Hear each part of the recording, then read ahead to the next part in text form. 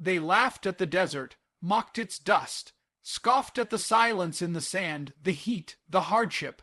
For years, they stared at Iran like it was sleeping beneath the sun, stuck in time, while they built glass towers and digital empires. But what they didn't understand was that silence isn't surrender, it's strategy. While the West distracted itself with dopamine, likes, and artificial gods, Iran trained in hardship, in discipline. In the unshakable fire of belief, they didn't build their empire in boardrooms, they built it in the furnace of pressure, and pressure either crushes or creates, and Iran, it forged something the world no longer recognized, an unbreakable will. You want to know what makes a nation dangerous? It's not weapons, not technology, it's not even money, it's purpose. When a people, when a nation walks through decades of isolation, sanctions, humiliation, and still stands tall, you're not looking at weakness. You're looking at something far more terrifying. You're looking at conviction sharpened to a blade. While the world scrolled, Iran studied. While they imported their values from Hollywood, Iran remembered its ancestors. Cyrus the Great, Darius, the poets, the warriors, the architects of civilization. A lineage longer than most nations have existed. While the West chased identity, Iran carved it into stone. And here's the truth the world didn't want to hear. Comfort breeds softness. Luxury kills hunger. You cannot raise warriors in silk sheets. And while the Western mind grew addicted to convenience, Iran raised its youth on history, hardship, and holy war. Not in the name of hate, but in the name of survival. See, dominance is never taken overnight. It's earned in inches, in silence, in sacrifice. While the world woke up each morning chasing pleasure, Iran was building chessboards in the shadows. Diplomacy here, alliances there. While empires flexed their muscles with noise, Iran became a ghost in the system, always present, never asleep, watching, calculating, waiting. You think dominance looks like a flag on the moon or a new iPhone. But dominance, the real kind, moves in silence. It shifts culture. It builds loyalty. It teaches suffering as sacred. It turns pain into power. That's how Iran moved, not with flashy announcements, but with a whisper that became a roar behind closed doors. They underestimated the power of faith, not religion as ritual, but faith as fire, the kind that makes a man march through hell for a vision he cannot yet see, the kind that cannot be sold, distracted, or diluted. That's what they didn't see coming. A people forged in belief so deep, they'd bleed before they bend, and now the tide is turning. You feel it. You see it. Not on CNN, not in Instagram Reels, but in the pulse of power shifting quietly eastward, in the way alliances are being redrawn, in the way global attention drifts toward the places it once ignored, because when power rises in silence, it doesn't ask for permission, it takes its place. Iran has already taken over, and not just with missiles or mandates, but with mindsets, with the ancient art of endurance, with the weaponization of principle, with the terrifying advantage of being underestimated. They let the world think they were slow, behind, weak. But that was the setup, because nothing strikes harder than the hand you never saw coming. And while the rest of the world argued over pronouns, Iran raised warriors who didn't blink in the face of death. While other nations drowned in debates, Iran trained in discipline. While the world measured progress in followers, Iran measured it in fortresses, fuel, and fortitude. This isn't about politics. It's about patterns. Human nature repeats itself, and history doesn't care who's offended. Every empire that drowned in its own indulgence paved the way for the next predator to rise. And this time, that predator wore a robe, walked through ruins, and smiled at the arrogance of its enemies. You can't stop what's already here. Iran didn't need the world's validation. It needed its own awakening, and it happened, in the shadows, in the silence, in the schools and sermons, in the minds of a generation not addicted to validation, but addicted to legacy. They don't need to shout, because the lion doesn't announce itself to the antelope. Let me know when you're ready for the next 800 words, and I'll continue seamlessly. Power has changed shape. It no longer marches in parades or waves flags in front of cameras. It moves beneath, behind, within.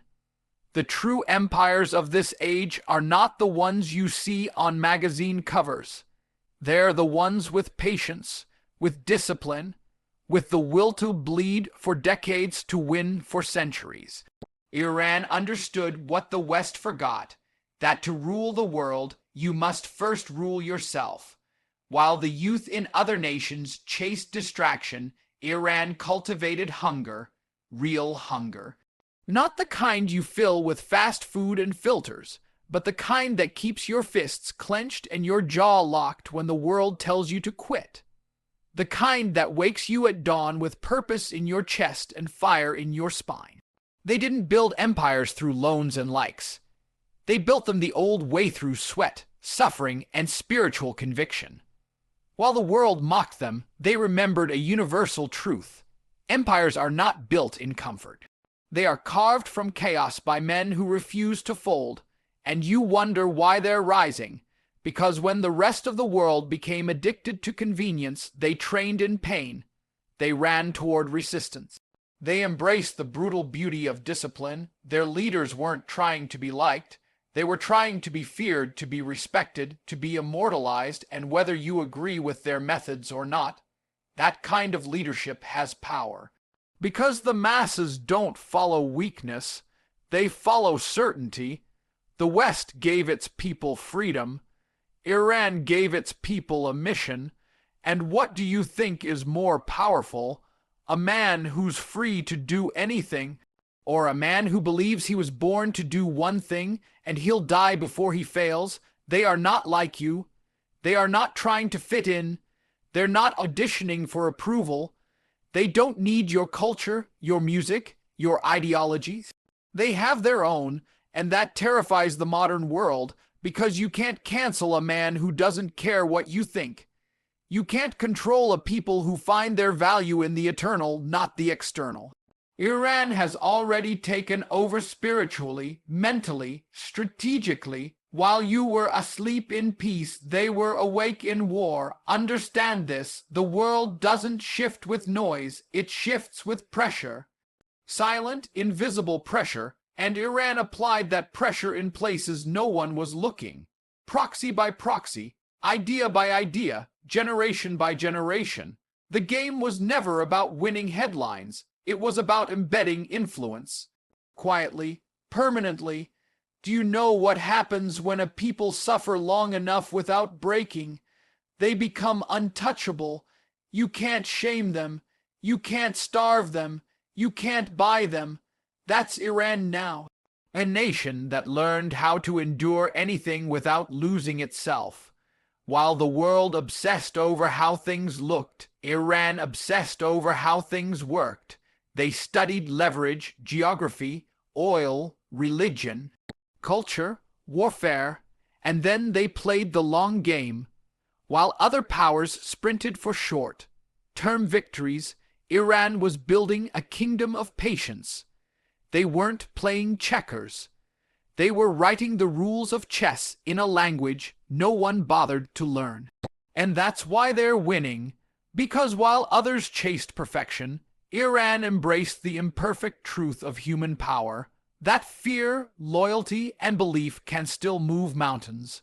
They didn't need to become like the West. They needed the West to become soft enough to ignore them, until it was too late. And now the sand has shifted. The echo is louder. The roar is coming. You can't outrun a tide that was building for 40 years beneath your feet. Understand this clearly. Domination begins internally. Iran didn't just train armies. They trained minds. Minds that believe suffering is sacred. That purpose is holy.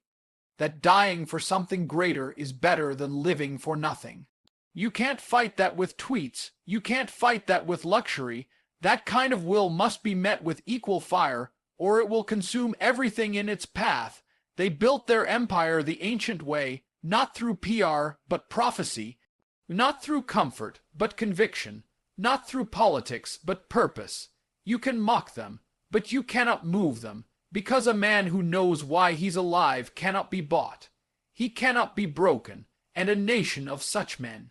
That's not a country, that's a storm. The world tried to isolate them, and they used that isolation to evolve, to go deeper, to purge weakness and embrace clarity. While others decayed in pleasure, they trained in the furnace. That's why Iran has already taken over, not in headlines, but in headlines yet to come, not with armies, but with ideology, not with force, but with faith so thick it suffocates weakness on sight. The world woke up too late. And now, the lion is already in the camp. You can't put out a fire that was born underground. You can't cage a people who already learned to thrive in prison. The world sanctioned Iran, and they used those chains to sharpen their resolve. They turned every blockade into a blueprint, every embargo into education, every slap into strategy. They weaponized their suffering. While the world fell in love with excess, Iran fell in love with endurance. And you wonder why they don't break, because they were born into struggle. The child born under bombs doesn't flinch at thunder. The youth raised by resistance doesn't cry when power shifts. They command it. They expect it. They were bred for it. This isn't just about geopolitics. This is about a nation that mastered a forgotten truth. Pain purifies, it hardens, it sharpens vision. The world tried to poison them with hardship, and they turned it into medicine. They don't think like you. They don't move like you because they were never trying to be like you. Iran knew the West would eventually collapse under the weight of its own comfort, so they waited patiently, like wolves under snow, breathing slow, eyes wide open. The West was dancing. Iran was calculating, and when the lights dim, who do you think survives? The one who lived for spotlight, or the one who trained in the dark?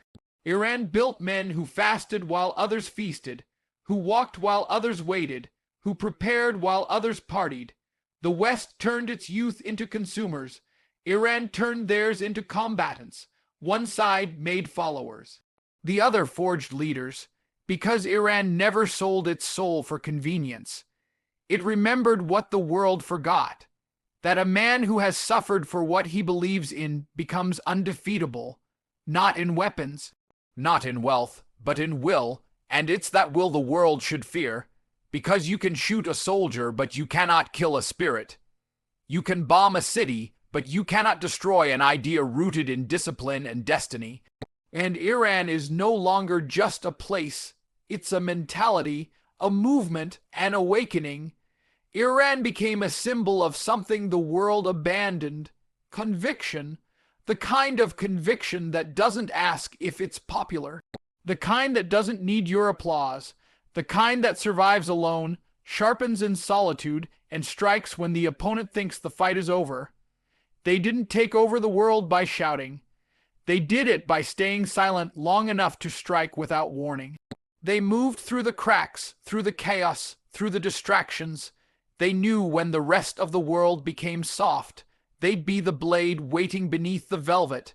And now that blade is rising. You can feel it in the tremble of markets, in the panic of politicians, in the shifting of alliances, in the sudden fear that maybe, just maybe, they miscalculated, that maybe the enemy they mocked has become the enemy they can no longer ignore.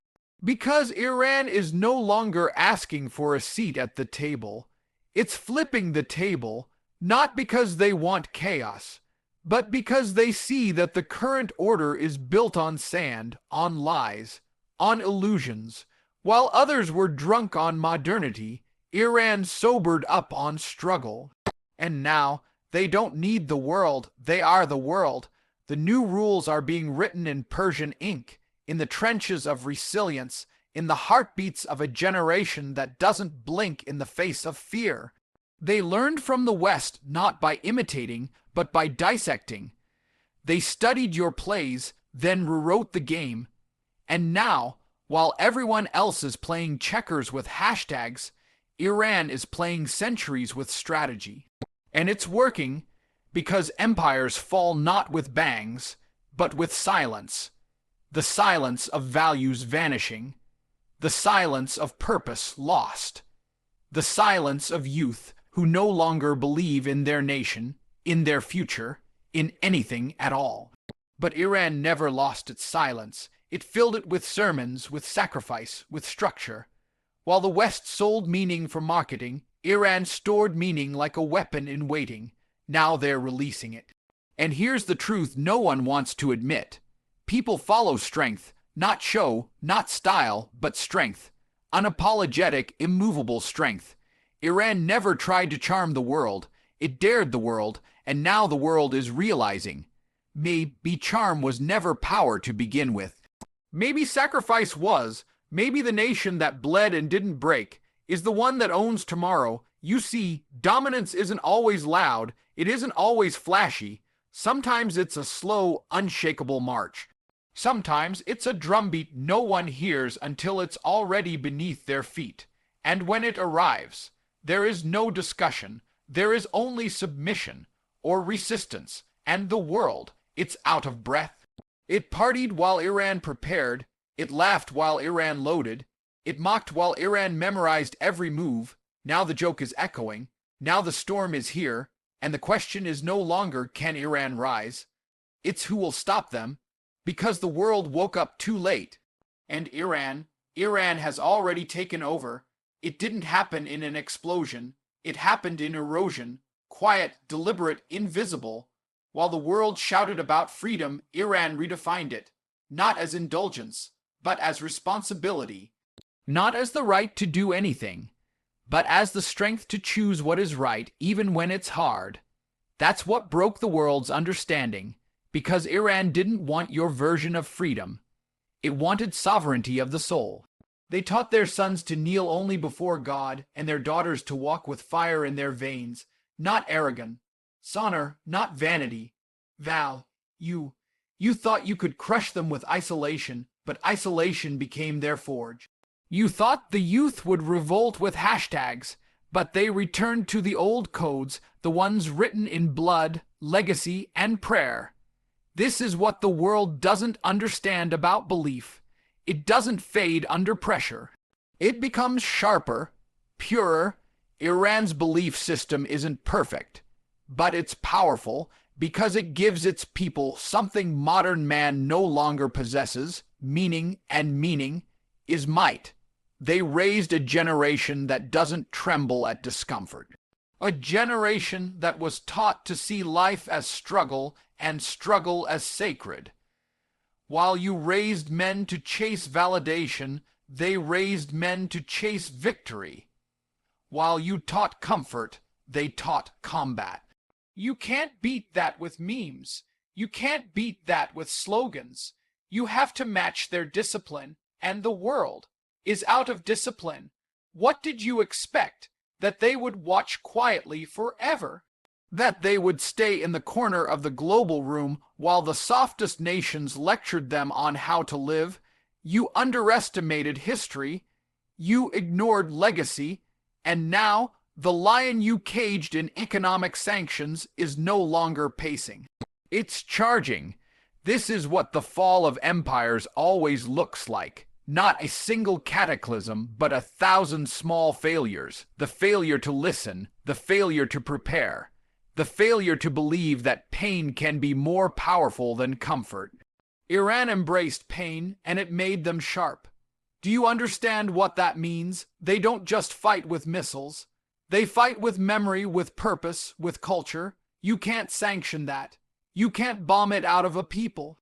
That's why they're still standing, because you can break a country's back.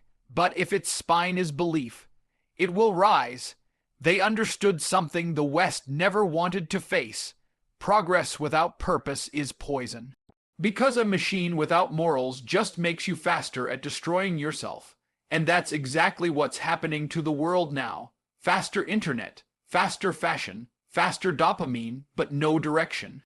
No discipline, no destiny. Iran slowed down and got stronger. They looked backward, not to regress, but to remember. While others erased their history, Iran preserved it.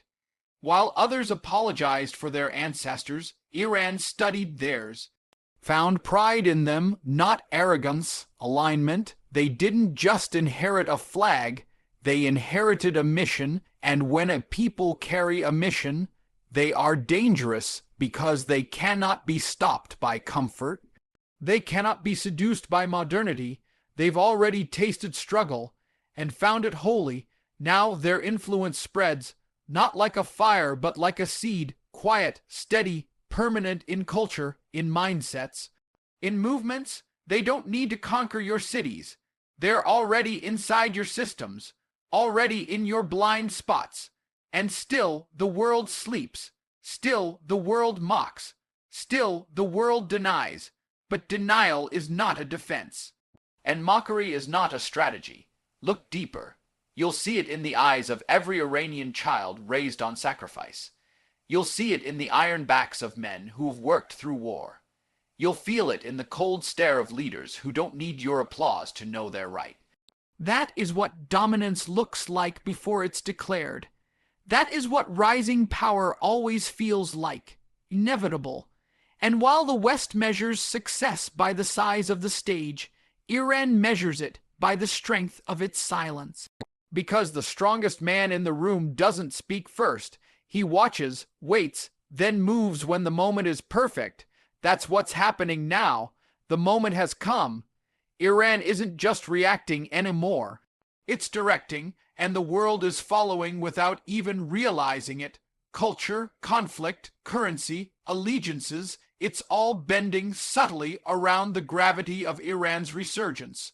And those who understand power can feel it. Not on screens in their bones. The lion is no longer hiding. It's walking openly now in front of the very nations that once dismissed it. Not roaring, just staring, knowing it's already won something far greater than land or oil or weapons. It's one belief, and belief, real belief, is the one weapon you can't confiscate, cancel, or kill. You tried to break them. You made them unbreakable. You tried to isolate them. You made them invincible. You tried to bury them. You forgot they were seeds, and now the world wakes up in a new order, but it's too late. Iran has already taken over. Look around you. The world is shifting, and most don't even notice. Because when an empire dies, it doesn't announce it. It rots quietly under the weight of its own arrogance. But when a new power rises, it doesn't beg for headlines. It changes hearts. It whispers into minds. It reshapes destiny without asking for permission. Iran understood this. They didn't need your acceptance. They needed time, and the world gave them all the time they needed. Too distracted, too drunk on comfort to realize they were feeding the very force they feared. They thought Iran was isolated. Iran was incubating. They thought they could choke the breath from a nation by cutting off its economy. But they didn't realize that when you take away a man's luxuries, you hand him his edge. When you deny a nation comfort, you teach it to sharpen its instincts. And Iran didn't just survive. It transformed. Now they don't play defense. They set the tone. You see it in the alliances no one thought possible. You see it in how enemies turn into partners behind closed doors. You see it in how Iran's influence threads itself into conflicts like unseen steel. Proxy wars, ideological networks, cyber mastery, cultural persistence. It's all one silent symphony of dominance. A shadow empire that grew roots while the world watched TikTok.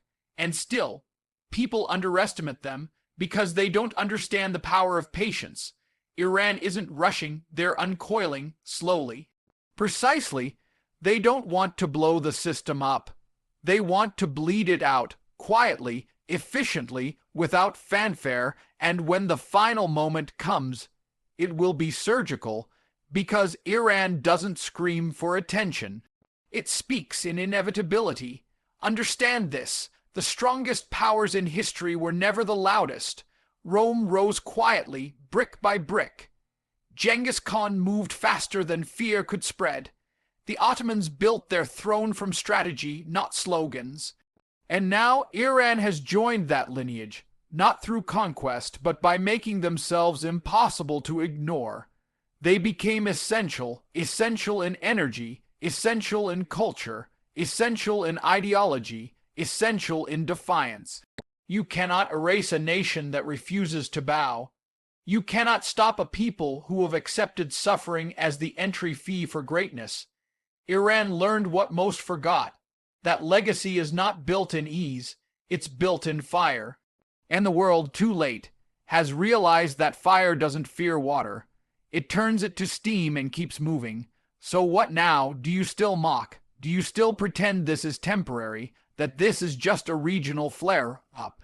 Or do you admit the truth, that the game changed, that the scoreboard isn't public, but Iran is winning anyway, that while you were chasing innovation, they were chasing influence, and influence, once it embeds itself, cannot be bombed. It cannot be deleted. It moves through generations, through belief systems, through the invisible architecture of power, and Iran's influence is now embedded, not just in borders, in the mindset of a new world rising from the ashes of the old one. A world tired of being dictated to, tired of being lectured by crumbling empires, tired of selling their soul for temporary applause. Iran gave them something different, not promises, but proof. Proof that you can survive isolation. Proof that you can thrive in adversity. Proof that you don't need to play by rules you never wrote to win a war you didn't start. That kind of proof is contagious. Now others watch and wonder. If they could endure what Iran endured, could they rise too? Could they reclaim their roots? Could they trade weakness for will? This is the real revolution. It's not just Iran rising. It's a global mirror shattering, and behind that mirror, people are seeing something dangerous, the idea that pain is not a prison. It's a path. That maybe the modern world's obsession with safety and softness made it fragile. That maybe the man who walks through fire with a mission is the only one left standing when the smoke clears. Iran never asked for pity. It asked for pain. And it turned that pain into precision, into patience, into progress. Now it doesn't chase validation.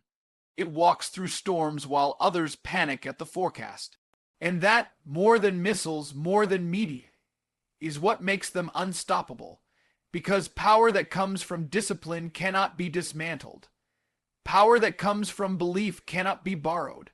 Power that comes from sacrifice cannot be stolen. And Iran has all three. You feel it, don't you, in the hesitation of leaders, in the shifting tones of diplomacy, in the slow, subtle retreat of powers who once roared but now whisper. The air is different now. It's heavier because the world knows.